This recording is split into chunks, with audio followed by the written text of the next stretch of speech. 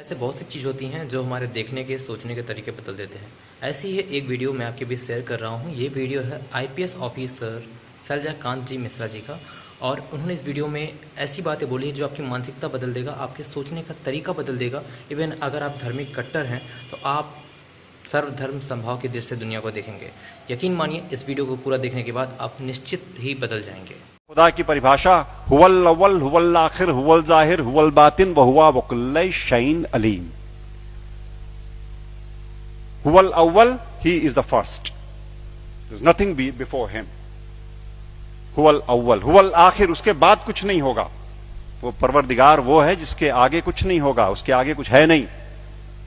हुवल जाहिर, जितना दिखता है वो सब वही है। हुवल बातिन, जो हमें दिखता है वही थोड़ी है।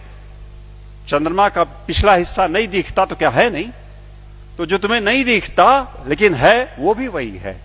हुवल जाहिर हुवल बातिन वहुवा वकुल्ल शैइन अलीम, हर बातों को जानने वाला है वो। और क्या कहते हैं वेद, क्या कहते हैं? शिव सहस्त्र नाम में भगवान शंकर के 1000 नाम हैं। अनाद्यंतः व्यक्ता व्यक्तः बहुश्रुतः। अनाद्यंतः, जिसका आदि नहीं, जिसका अंत नहीं। अनाद्यंतः व्यक्ता व्यक्तः, जो व्यक्त है वो सारा वही, जो अव्यक्त है वो वही। बहुश्रुतः, सर्वज्ञ, सब कुछ जानने वाला। कॉन्शियसनेस का सोर्स है ना वो, इसलिए सब कुछ जानने वाला वही परमात्मा, वही परवरदिगार।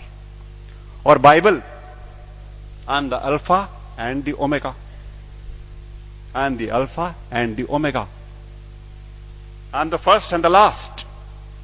किससे लड़ रहे हो और क्यों लड़ रहे हैं? हम क्यों नहीं कोर में जाते और उन एक बातों को देखते जो एकदम एक तरीके से डिफाइन करता है उस परमात्मा को, और उसको छोड़ करके हम छिलकों पे लड़ाइयां लड़ रहे हैं। गूदे छोड़ करके हम छिलकों पे लड़ाइयां लड़ रहे हैं, जाने गंवा रहे हैं, दुकानें जलाते हैं, शहर फूंक देते हैं, और अपने इस देश की और आसपास के पड़ोसी देशों में भी तबाहियां कटी हुई हैं छिलकों की लड़ाई पे।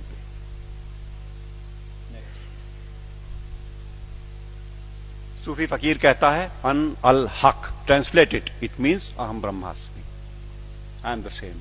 अन अल हक, ये सूफी फकीर बोलते हैं।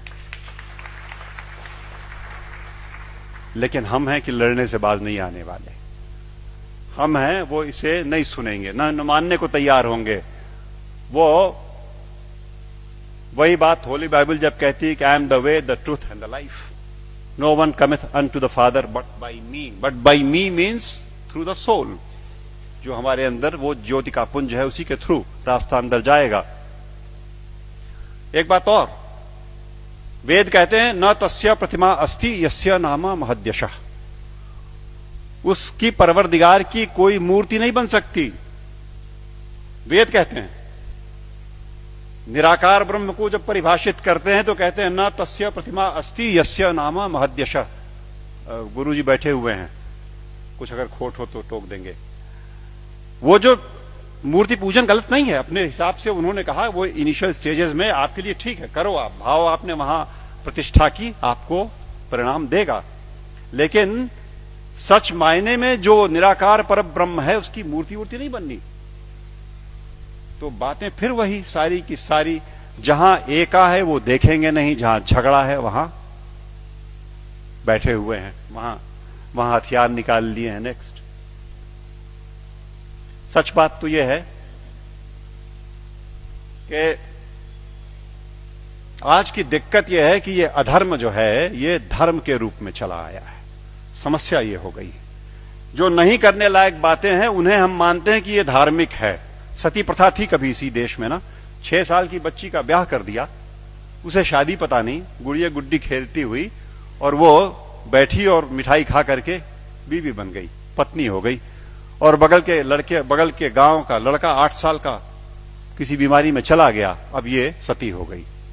अब इसे चढ़ा दो किसी ढेर सारे लकड़ी के ढेर पे और लाठियों से पीट के और ढोल ढपाटे मचाते हुए सती कर दो। पागलपन। It was never a prescription of any of the religions that we have. लेकिन वो एक बार धर्म मान लिया लोगों ने तो अपनी बेटियों को जला दिया। दिक्कत तब है जब देश में अधर्म धर्म का लबादा ओढ़ के आता है, लड़ाई लंबी हो जाती है। हम उसे धर्म मानते हैं जो अधर्म है। अभी चल रहा है। मैंने कैंपेन किया जबलपुर में, एंटी क्रैकर कैंपेन। दिवाली पे मर्यादा पुरुषोत्तम भगवान राम के आगमन के नाम पे ये देश विश्वनाथ जी 6,000 करोड़ रुपए का बारूद अपने आसमान में भरता है। 6,000 करोड़ का बारूद उस देश में जहां दिवाली के दिन करोड़ों के हाथ में एक बताशा नहीं और एक दिया नहीं। अधर्म। जुआ खेलते हैं, शराब पीते हैं, दिवाली में लक्ष्मी जी प्रसन्न हो जाएंगी जुआ खेलने से। What a madness is that. लेकिन चल रहा है। अधर्म जब धर्म का लबादा ओढ़ के घुसेगा समाज में तो नहीं निकलेगा आसानी से। और अगर वो निकलेगा आपके प्रयास से, आप जगे हुए लोग हैं, आपके प्रयास से जाएगा। राह चलतों के प्रयास में से वो बात नहीं आनी, वो समझ ही नहीं सकते। या आप सुन तो रहे हो, आप शायद समझ भी जरूर रहे होगे। इस देश का एक बड़ा हिस्सा इन बातों को न सुन पाएगा न समझेगा। धैर्य नहीं उसके पास, समझ भी नहीं उसके पास। और आवश्यकता इस बात की है कि अधर्म जब धर्म का लबादा ओढ़ के आए तो पहचान के इग्नोर कर दो। लड़ाई नहीं लड़नी, आवश्यकता नहीं उससे लड़ाई की। It only needs to be ignored and probably that will do the trick next. सच बात तो यह है कि हम, जैसा मैं कह रहा था, कि हम छिलकों की लड़ाई में लगे हुए हैं, गूदे की ओर ध्यान नहीं दे रहे। और मेरे घर पे मैं शाम को आसपास के मोहल्ले के गरीब बच्चों को पढ़ाता हूं, थोड़े से। उन्हें रोज एक टॉफी एक बच्चे को देता हूं, उनको इनकरेज करने को कि वो आए। और वो अब जाके थमा है, कुछ दिनों पहले वरना रोज का झगड़ा था। एक टॉफी लाल रैपर में, हरे रैपर में, पर्पल रैपर में। वो मुझे लाल चाहिए सर, मुझे हरी वाली चाहिए। लड़ने पे आमादा आपस में।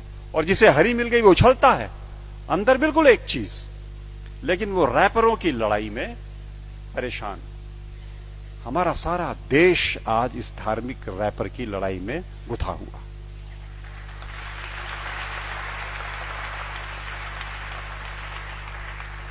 और यकीन मानो आपकी वो परवरदिगार ऊपर से देखता होगा तो बड़ा हंसता होगा।